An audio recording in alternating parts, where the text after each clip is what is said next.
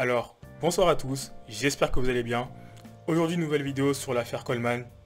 Il y a son ex Eva qui a hier posté sur Twitter un long tweet longueur. Donc, je souhaitais réagir pour deux raisons. La première, c'est que par souci d'équité, j'ai réagi au tweet longueur qu'avait fait Coleman il y a de cela 2-3 jours. Aujourd'hui, je souhaite vraiment aussi réagir au tweet longueur d'Eva parce que c'est super important d'avoir le point de vue des deux côtés, dans un premier temps. Dans un deuxième temps également, je voulais analyser son tweet longueur et donner ensuite mon avis, que ce soit durant la lecture, également à la fin avec une petite conclusion. Donc sans plus tarder, on peut y aller. Bonjour à tous. Pour commencer, je n'aurais jamais pensé écrire cela un jour. J'ai le ventre noué et le cœur en miettes à l'idée de devoir révéler publiquement le fin mot de cette histoire. Mais les faits sont trop graves pour continuer à passer cela sous silence éternellement. Si vous êtes sensible ou trop jeune, s'il vous plaît, ne lisez pas ce qui va suivre. Petite précision, c'est la dernière fois que je m'exprimerai à ce sujet et il ne concernera que moi, pas son ex. Je ne parlerai que de l'essentiel. Aussi, j'aimerais qu'après avoir lu tout cela, vous ne vous en preniez pas à la famille ou aux proches de Coleman, ni à lui idéalement. Le mieux que vous puissiez faire est de ne plus jamais lui donner de crédit sur internet. Beaucoup de gens ont déjà trop souffert à cause de cette histoire et il ne vous appartient pas de faire justice pour les autres, comprenez-le. Ah bah déjà, petite réaction, je trouve que le fait de ne pas vouloir justement attiser l'harcèlement et la haine envers Coleman ou ses proches, c'est super mature d'Eva, parce que ça montre en fait que malgré tous les griefs qu'elle, je pense, peut lui porter, elle ne souhaite pas non plus son mal. Et du coup, je pense que ça c'est une première leçon, c'est de se dire, c'est super important de respecter justement les souhaits des personnes qui sont touchées dans une histoire. Et il faut bien comprendre quand on dit n'allez pas harceler telle personne, faut pas le faire. Après, c'est une chose de le dire et après les gens font ce qu'ils veulent, mais bon, voilà, on peut continuer. Je suis une des filles concernées par le thread ayant été postée sur Coleman. J'étais jusqu'hier avec lui depuis environ 5 mois. Et cela fait également des mois que je ferme les yeux et minimise ce qui m'est arrivé pour le couvrir. Je ne vous demande pas de comprendre, car je suis toujours et malgré tout amoureuse de lui. En octobre 2021, nous nous sommes vus pour la première fois. J'étais terriblement stressée, anxieuse et ayant très peu de confiance en moi. Cela n'a rien arrangé. Avant qu'il n'y ait quoi que ce soit entre nous, c'était mon meilleur ami, mon ami le plus cher. Ah il était dans la prison avant. Bon, c'est bien, c'est dire c'était grave pote. Il avait toujours été là pour moi et s'était toujours comporté de manière exemplaire. Je n'avais aucune raison de me méfier, alors je l'ai invité chez moi. Il avait ramené une bouteille d'alcool, comme nous l'avions prévu, qu'il commença à déverser dans nos verres respectifs et je me suis forcé à boire en espérant briser le malaise présent à ce moment-là. J'étais tellement gêné que je n'osais pas le regarder dans les yeux et j'espérais que l'alcool m'aide un peu. Ah mince, là, première erreur, c'est par rapport à l'alcool. Je sais que Coleman, il est pas très âgé, enfin il est à la vingtaine, début de vingtaine. Je suppose qu'Eva doit être dans les mêmes eaux. Les bails avec l'alcool, quand on maîtrise pas, c'est pas forcément le bon bail parce que malheureusement tu peux faire ensuite des actions sur lesquelles t'as pas forcément beaucoup de contrôle. C'est pas forcément une bonne chose. Après, je dis ça, mais c'est pas pour autant que ça excuse quoi que ce soit qui peut se passer par la suite.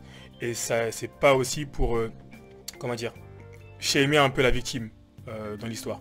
C'est pas parce qu'en fait une personne boit qu'on peut se dire il lui est arrivé ça, elle l'a mérité parce qu'elle a bu. Non, ça c'est un argument de merde, c'est du sophisme, c'est de la merde. Faut surtout pas penser ce genre d'argument. Bref, on peut continuer. J'étais tellement gêné que je n'osais pas le regarder dans les yeux et j'espérais que l'alcool m'aide un peu. Ce fut ma première erreur d'une longue liste. Elle le reconnaît, tout à son honneur, très mature. Je me suis retrouvé off très vite, trop vite, on a commencé à s'embrasser et avant même que je puisse comprendre ce qu'il se passe, je me retrouvais nu à ses côtés. Mon corps est mon plus grand complexe, je sais qu'étant sobre, je ne l'aurais jamais laissé voir, le premier soir en plus de ça, certains de mes attributs féminins. Mais c'était trop tard. Pour ce qui est du reste, je n'ai que des flashs, très peu précis je pense, et dont je suis sûr. Il a commencé à me faire des préliminaires, et je me débattais. Je lui disais en boucle d'attendre, je me suis cogné la tête plusieurs fois au mur près de mon lit en essayant de le repousser. J'en suis sûr, et j'écris ces mots en tremblant car je ne réalise toujours pas que cela ait pu arriver. Malheureusement, là, je vais continuer le commentaire sur l'alcool et je vais quand même pousser l'analyse. Je pense que dans la situation là qui est décrite, les deux étaient soit pompettes, soit même je pense plus que pompettes, vraiment bourrés. Euh, Ce qui sort de ce trade là dans ce qu'on peut voir, c'est que de base ils sont meilleurs amis. Donc je pense que Coleman respecte de ouf Eva et vice versa, et que on n'est pas dans leur relation, donc on ne sait pas ce qui a pu se passer quand ils étaient amis, mais il n'y a jamais eu de problème de ce qui ressort de cette longueur. Et que il y a le facteur de l'alcool qui a vraiment en fait désinhibé le comportement de Coleman. Comme je l'ai dit, bah, forcément l'alcool ça fait des actions que tu peux regretter par la suite, mais malgré tout ça ne les excuse pas, parce que t'as beau boire de l'alcool, t'es quand même conscient de ce que tu fais. Je pense que l'alcool en fait, pour moi, c'est plus un élément qui va enlever une sorte de barrière où tu vas dire vas-y maintenant rien à foutre, je le fais. Alors que si tu bois pas d'alcool, que tu es sobre, genre tu peux avoir en fait comment dire, ton esprit qui peut te raisonner, tu peux essayer un peu d'avoir de hauteur, mais l'alcool en fait bah, enlève ce fait là, surtout si t'as pas l'habitude d'en boire. Donc ça c'est voilà. Mais je pense que voilà, ils le savent, hein. Là je fais ce commentaire, mais c'est plus de manière générale, je pense qu'ils doivent le savoir qu'au bout d'un moment, voilà, l'alcool, forcément quand on boit trop, tu fais des actions que ensuite tu peux regretter. Enfin bref. Je lui disais à essayer de me pénétrer, je l'ai arrêté, je lui ai dit de bout de souffle qu'il devait se protéger pour espérer gagner du temps, ce qu'il fit. Tu vois ça encore, ça je pense que c'est vraiment une action de Coleman quand il devait vraiment être, je pense plus que pompette. Il faisait des choses sans forcément penser derrière en mode ouais faudrait peut-être step back là on se voit et ça va peut-être vite. Non, genre je pense que l'alcool ça a dû vraiment aider dans sa tête à se dire ok bah fuck j'y vais direct quoi. Et voilà, on lit la suite. Il revint à la charge, une deuxième fois étant protégé, mais je l'ai arrêté en lui disant que je voulais être sobre au moment de notre première fois, que je n'étais pas prête à ça maintenant. Même bourré, j'avais conscience que la situation m'avait échappé. Le lendemain, je suis parti en cours comme si de rien n'était, avec un mal de crâne horrible, mais ce n'était que le deuxième jour que je réalisais ce qu'il s'était passé. J'ai instantanément pleuré au réveil, envoyé des messages alarmants à plusieurs de mes amis, dont Mathéo, aka OATPV, l'auteur du trade. Donc Mathéo, c'est la personne dont j'ai lu le trade il y a de cela 2 jours, qui en fait a commencé à justement dénoncer ce qui était arrivé avec Coleman. Donc je continue. Je précise que Coleman était à côté de moi et qu'il n'a pas bougé pour me rassurer avant que je lui demande en pleurs pourquoi tu ne réagis pas. Il devait encore rester pour quelques jours. J'ai tout fait pour oublier ce qu'il s'était passé à ce moment-là. Quand il m'a demandé si j'avais des souvenirs de ce fameux soir, je lui ai dit sans aucune hésitation non, je ne me souviens de rien, je l'ai tué avec l'alcool, il n'a pas insisté. Là, très une analyse à faire. Je pense qu'il lui a demandé à ce moment-là s'il avait des souvenirs, parce que lui dans sa tête il a dû quand même se refaire le scénario, il a dû se refaire l'histoire, il a dû se dire là je suis quand même allé loin.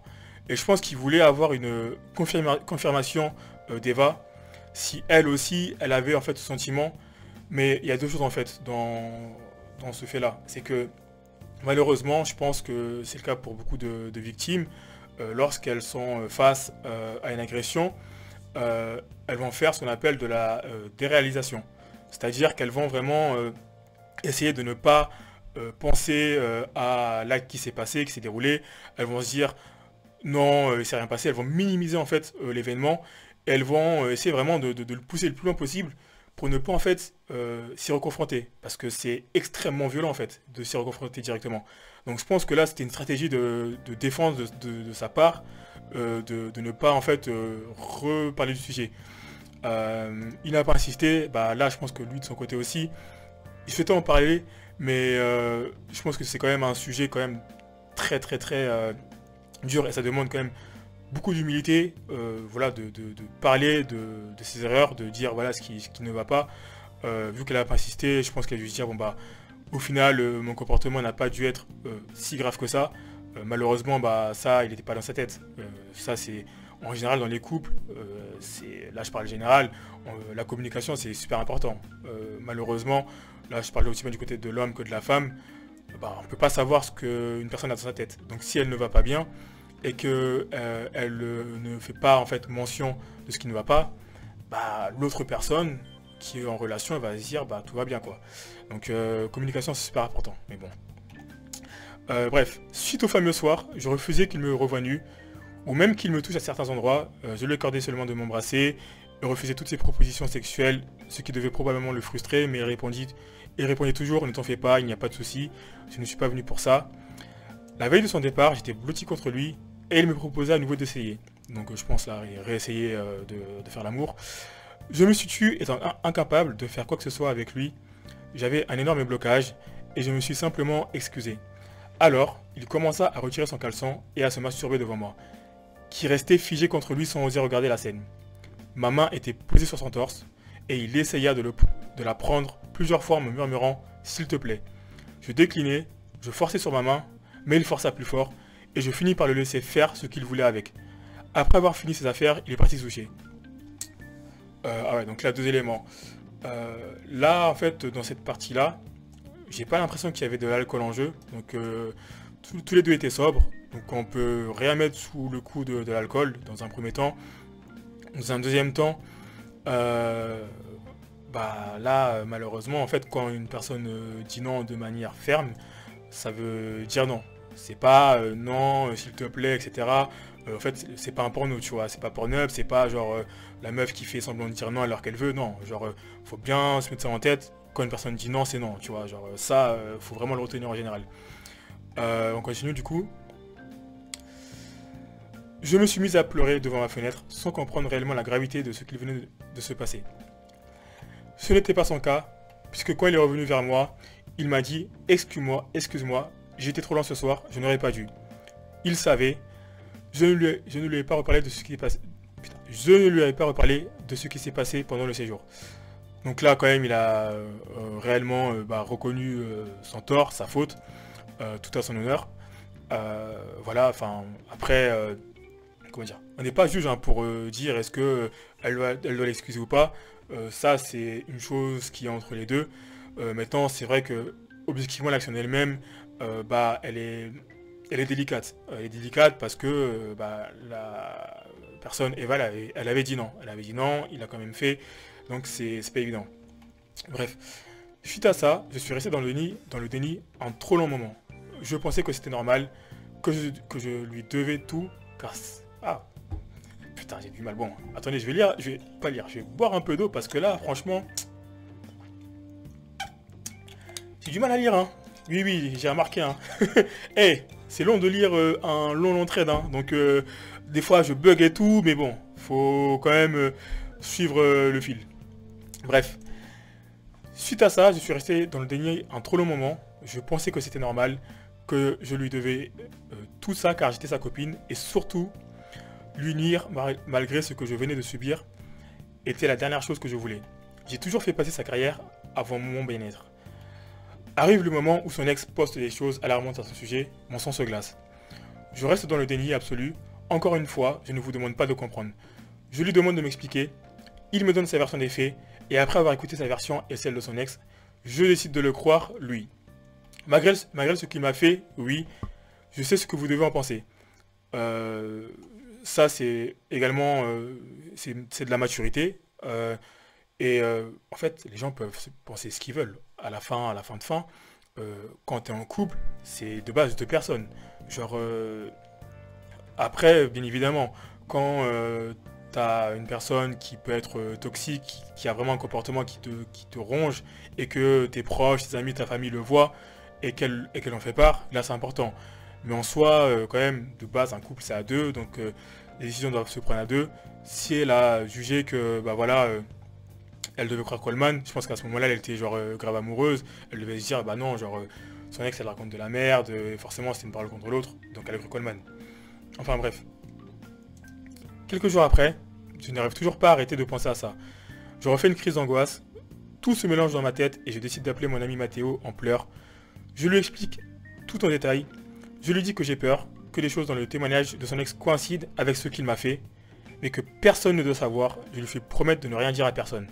Ah ouais, d'accord. Donc là, oui, en fait, elle voit en fait un pattern qui se répète. Donc elle se dit peut-être que son ex, elle raconte pas des bobards, que c'est réel, quoi. Vu qu'elle aussi, elle l'a vécu, quoi. Il insiste cependant pour que je m'éloigne à tout prix de Coleman. Ah non. Ah oui, si, bref. Il insiste cependant pour que je m'éloigne à tout prix de Coleman, que je lui parle de mon mal-être, de ce qui s'est passé, et qu'au mieux, je le quitte définitivement.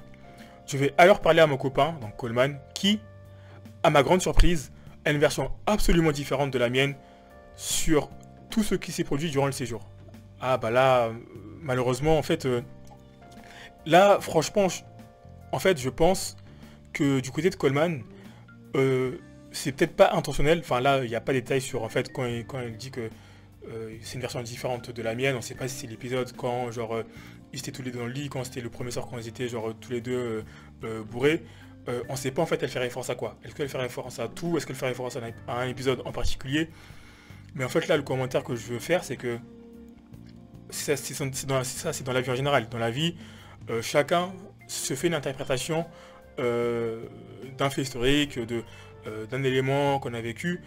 Et là, je pense en fait que elle, ses expériences durant le séjour, elle les a vécues comme une agression. Et lui, je pense là, à travers ce tweet longueur, qu'il a vécu ça comme un petit dépassement. Genre, ah mince, j'ai un peu merdé. Mais voilà, pas plus que ça, quoi. Donc c'est pour ça qu'il y a une grosse différence de mentalité sur comment s'était passé le séjour. Donc là, elle dit, je tombe de haut, très haut. Il me jure que je me souviens mal. Je commence à douter. Cela dit, je me souviens de ses excuses la deuxième fois. Pourquoi s'être excusé s'il n'avait pas conscience d'avoir dépassé les bornes? Je lui dis, et après avoir bataillé, il finit par s'excuser pour le malaise occasionné. Ah bah en fait il était peut-être de mauvaise foi en fait là, parce que clairement comme elle le dit, voilà, s'il avait rien à se reprocher, il se serait jamais excusé. L'épisode quand il va se doucher, qui revient quoi. Je commence à devenir froid dans la conversation, il le remarque. Quelques minutes après, il me parlera de ses envies de suicide. J'ai immédiatement craqué. Je lui ai dit que je serais toujours là pour lui, que je l'aimais, qu'il ne devait pas faire des bêtises, et je dis à Mathéo, qui était fou d'inquiétude, qu'il ne devait plus s'inquiéter et que tout allait bien se passer pour moi. Le déni était encore plus profond de mon côté. Nous nous sommes revus 3 fois suite au premier séjour. Attendez, petite pause. Et il n'a rien fait de non consenti. Tout s'est très bien passé et il a été très correct avec moi. Sauf la dernière fois qui remonte à une dizaine de jours pendant le nouvel an. Nous avons fini nos affaires et je décide de lui faire une blague. Disclaimer, j'ai conscience d'avoir dépassé les bornes à ce moment-là.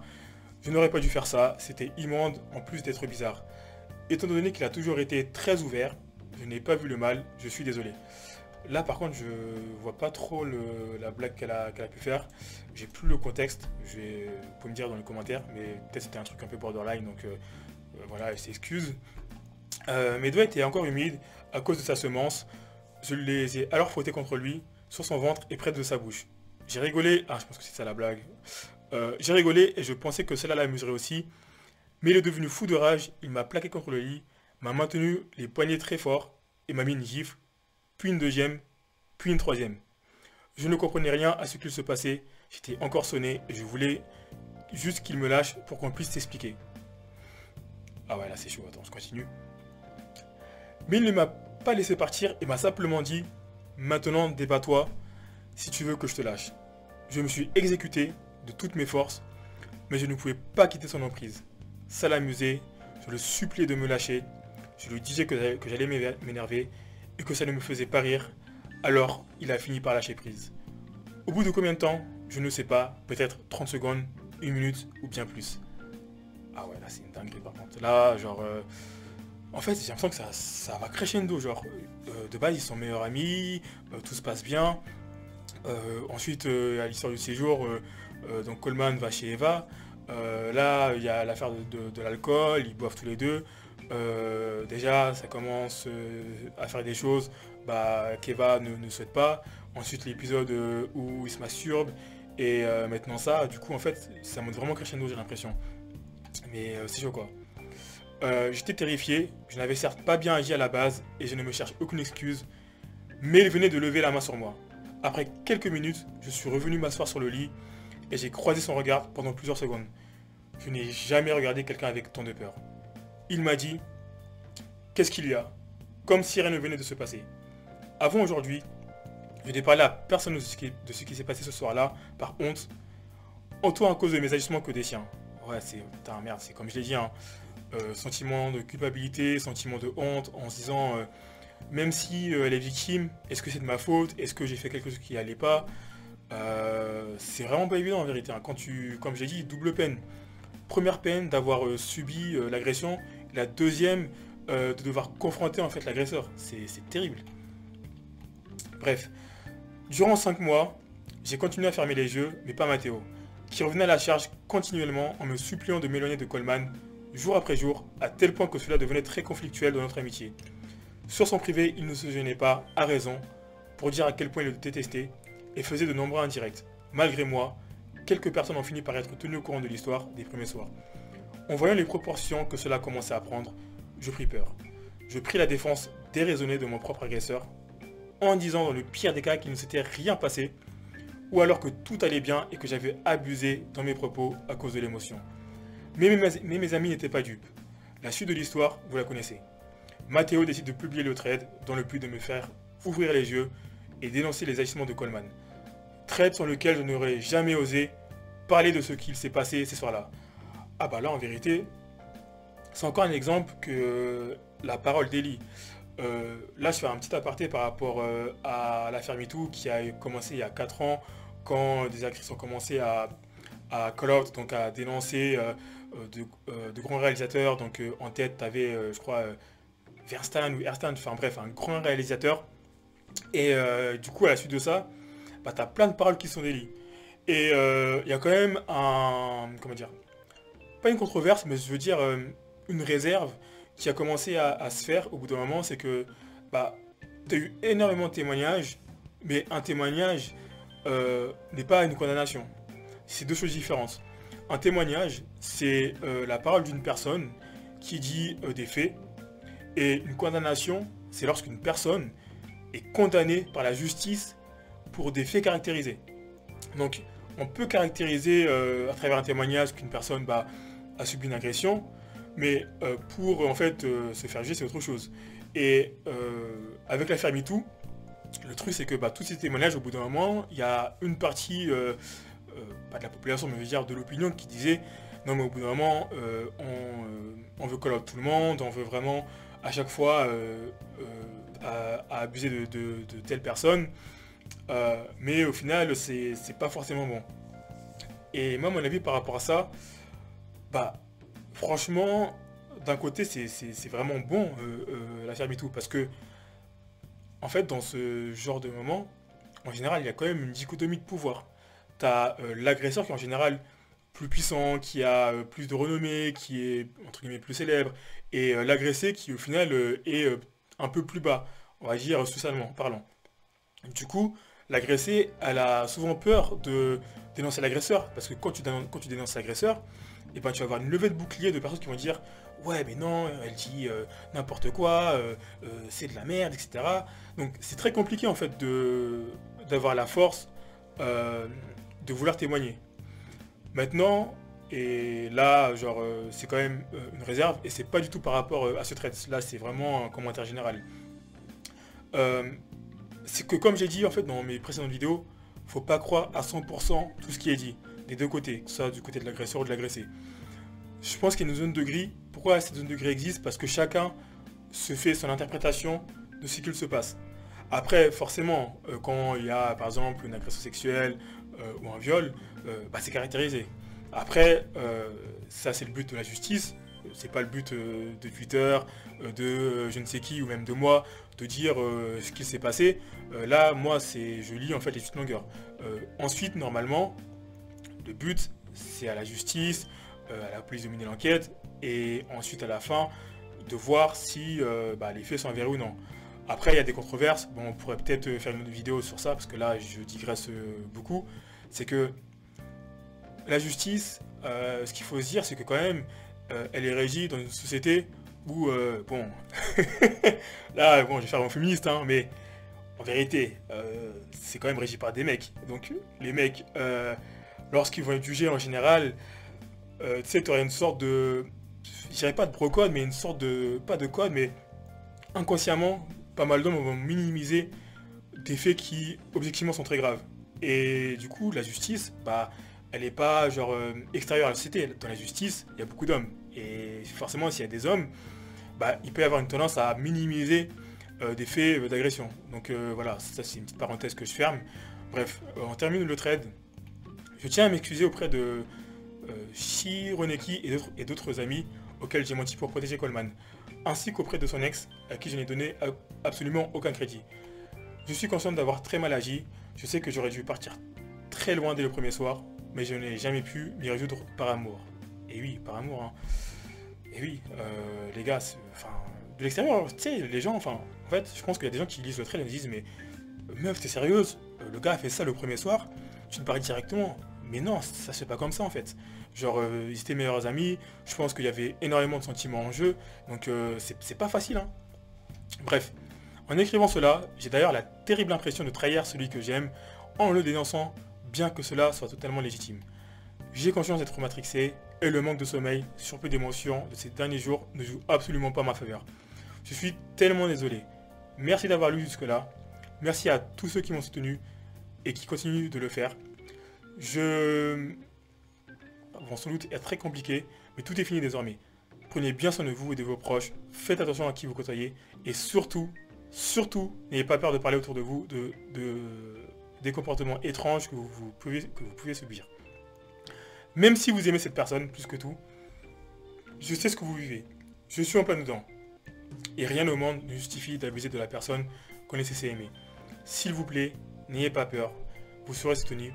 Mes DM sont ouverts à tous, ceux ou celles qui souhaitent se confier. A plus tard.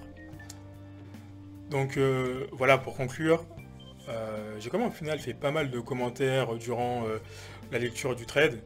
Donc je vais résumer tout ça.